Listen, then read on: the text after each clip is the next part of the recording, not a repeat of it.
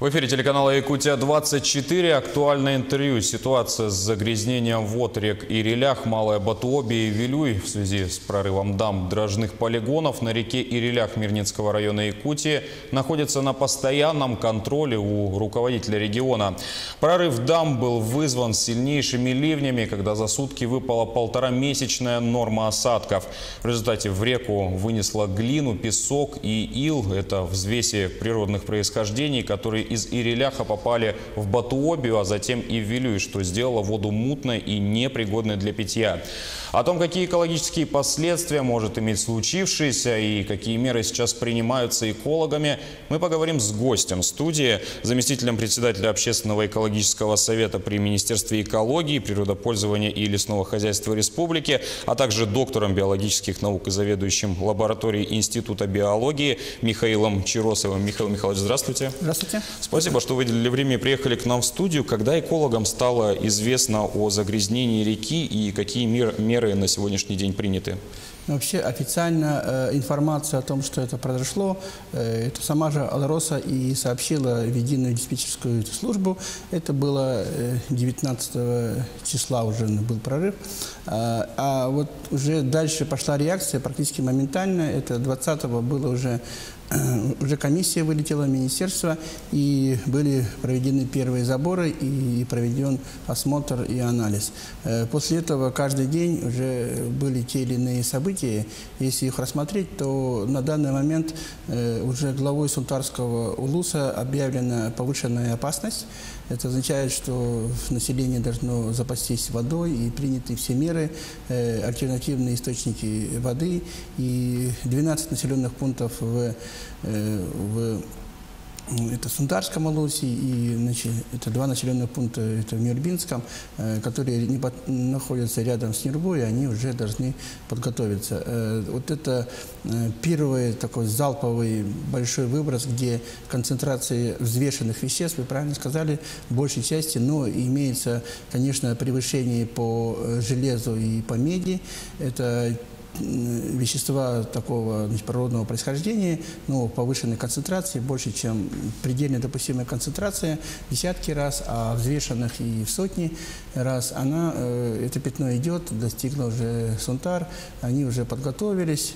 Был период, по которому проводились анализы, и был такое состояние, когда не до конца было ясно, какой объем и какие вещества там имеются. Сейчас будут сделаны анализы, до конца этой недели будет полный химический состав тех веществ, которые попали в реки.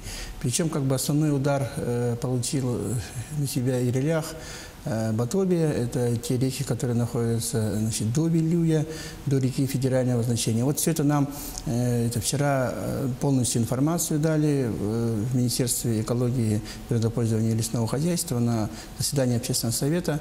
Мы его собрали тогда, когда появилась уже полная информация, объективная. И до этого это в основном были такие отрывочные информации. Там много было объективной, много было субъективной информации.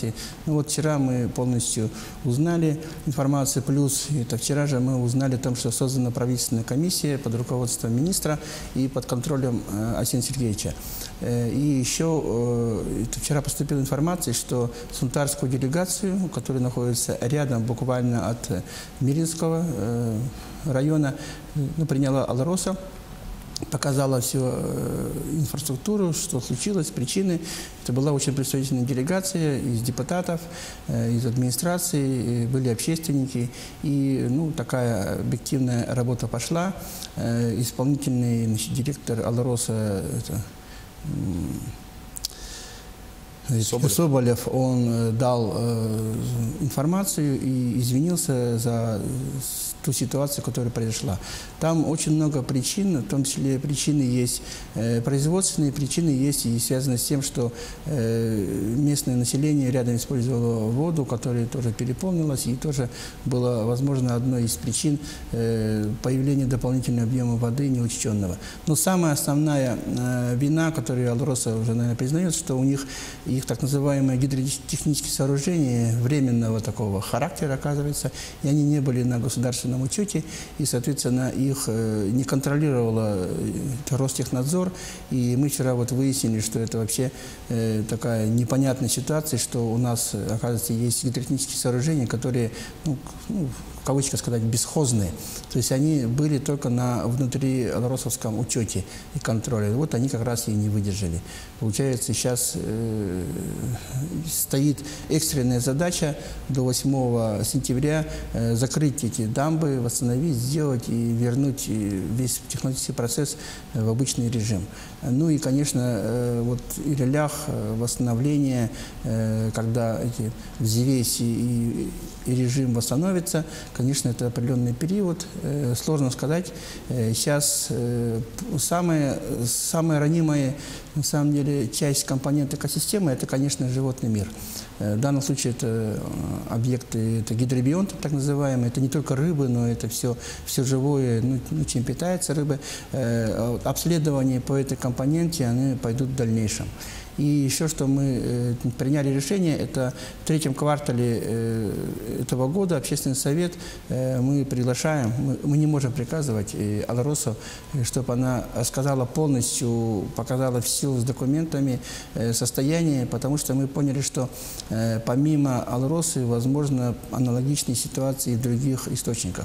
Это золотопромышленники этим грешат, у них тоже там эти временные дамбы и так далее. Все это как бы необходимо привести в порядок.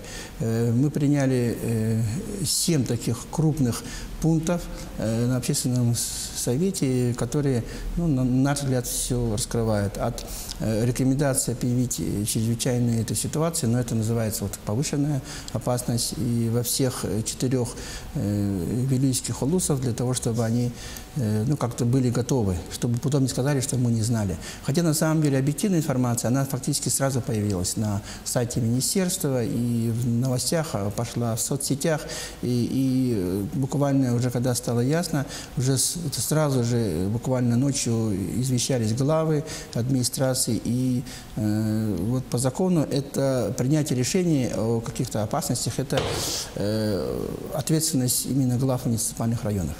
Михаил Михайлович, извиняюсь, что перебью, а вот вы упомянули о том, что оборудование техническое было, так скажем, бесхозяйным, а экологи знали о том, что не производится контроль над эксплуатацией этих водозаборов? Это в связи с этим я могу сказать, что у нас в республике, у общественности, у всех сложилось мнение, что Министерство республиканское контролирует все.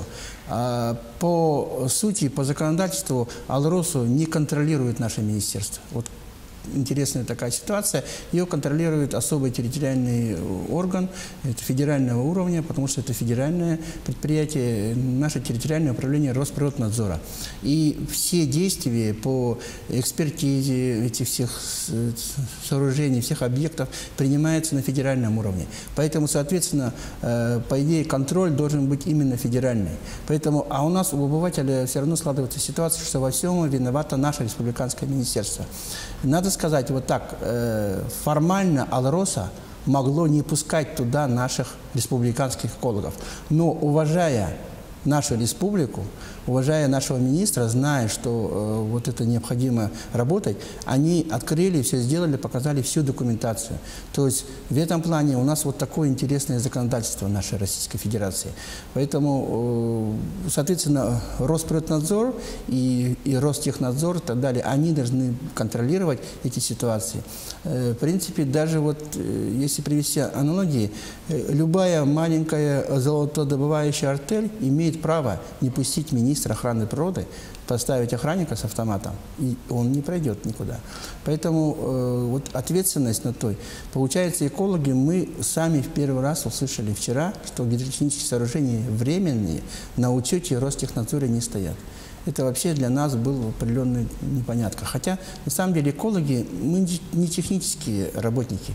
Мы не должны, по идее, понимать суть. Мы должны понимать, сколько выброшено, сколько там, какой процесс происходит, есть ли там какие-то химические реагенты. Вот в связи с этими разные технологии, они не предусматривают химических реагентов. То есть происходит механическая переработка и поиски алмазов.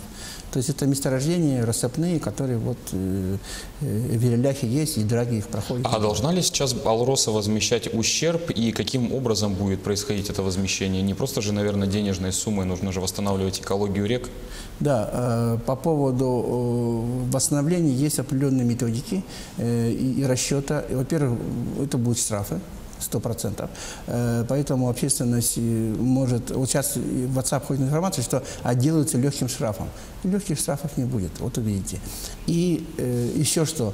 Восстановление нужно показать, какой ущерб конкретный.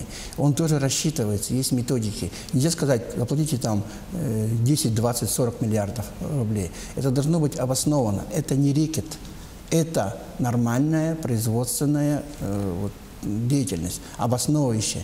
Поэтому, соответственно, все должно быть доказуемо, поэтому государственные структуры, надзорные органы, в частности, Росприроднадзор,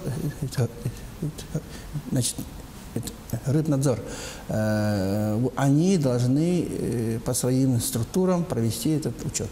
У них на это есть лицензии, решения, специалисты, методики, они это сделают. Научные учреждения, конечно, должны подключиться, потому что последствия не только для Сунтара, но, возможно, и ниже по течению. Вот это слово «возможно», оно подразумевает, что нужно проверить, взять фоновые материалы, документы, и тогда будет объективно. И тут у нас в республике, конечно, есть специалисты и такого уровня. А сколько времени может понадобиться, и каковы все-таки дальнейшие действия? Ну, если действия сказать, дамба должна быть закрыта 8 сентября.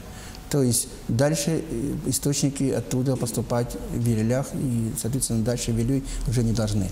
А, собственно, восстановление биоты, оно проходит определенный период.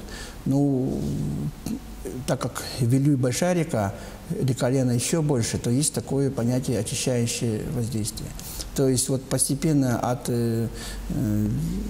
Иреляха, Батоби до Вилюя, до Лены, это огромный поток воды, он все равно растворит. Это нечто похожее, как, например, у нас проходит половодье, идет лед, он поднимает много мути и делается. Просто очень часто путают, вот в WhatsApp есть информация, там, отравленная вода, да? Вода не отравленная, она загрязненная, она некачественная, она плохая, ее нельзя пить, но если ее очистить, она вполне нормальная вода. То есть там нету отравляющих веществ. Вот сейчас идет слово «отрава», это совершенно неправильное слово. Это фактически спекуляция на общественном сознании. Сейчас этим прекрасно могут пользоваться все, и политические это круги воздействия. В реальности я призываю общественность, никакой отравы нету. Это производственная большая авария, которая у нас произошла, которая уже идет, ее нужно, от нее нужно предостеречься, научиться обходить и, конечно, потом принять все меры. Алроса в этом плане уже повинилась, она уже знает, и она будет делать меры.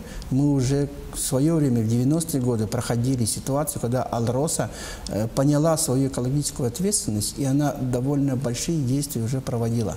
Сейчас, я думаю, они не откажутся от своей ответственности и понимают, что необходимо решить все вопросы на организационном, на хорошем уровне. Главное, должен быть открытый диалог. Михаил Михайлович, спасибо, что уделили время и приехали к нам в студию. А я напомню, что у нас в гостях был Михаил Чиросов, заместитель председателя Общественного экологического совета при Министерстве экологии, природопользования и лесного хозяйства республики. Вы смотрели актуальное интервью. В студии работал Василий Радченко. Оставайтесь на телеканале Якутия-24.